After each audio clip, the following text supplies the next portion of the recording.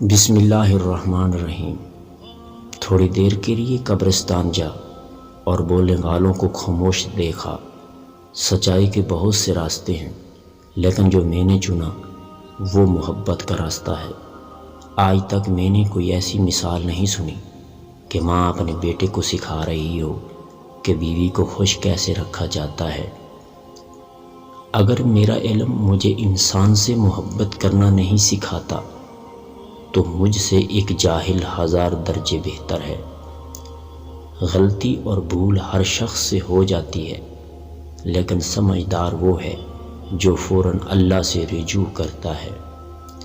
صبر ایک ایسی سواری ہے جو اپنے سوار کو کبھی نہیں گرنے دیتی، نہ کسی کی نظروں میں نہ کسی کے قدموں میں۔ اخلاق کا اچھا ہونا خدا سے محبت کی سب سے بڑی دلیل ہے۔ کسی کے صبر کا امتحان نہ لیا کرو، میں نے ایسا کرنے والوں کو ہمیشہ پچھتاتے دیکھا ہے۔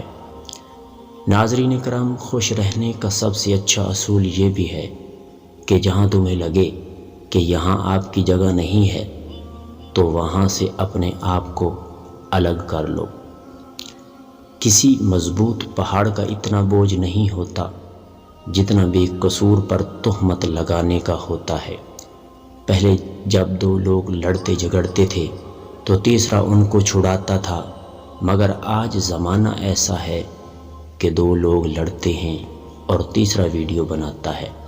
لوگوں کے ساتھ اتنا برا رویہ اختیار نہ کریں، اتنے برے وہ ہیں، بلکہ ان کے ساتھ اتنا رویہ اچھا اختیار کریں جتنے اچھے آپ ہیں۔ اپنے حصے کا کام کیے بغیر دعا پر بھروسہ رکھنا حماقت ہے، اور اپنی محنت پر بھروسہ رکھ کر دعا نہ کرنا تکبر کی علامت ہے۔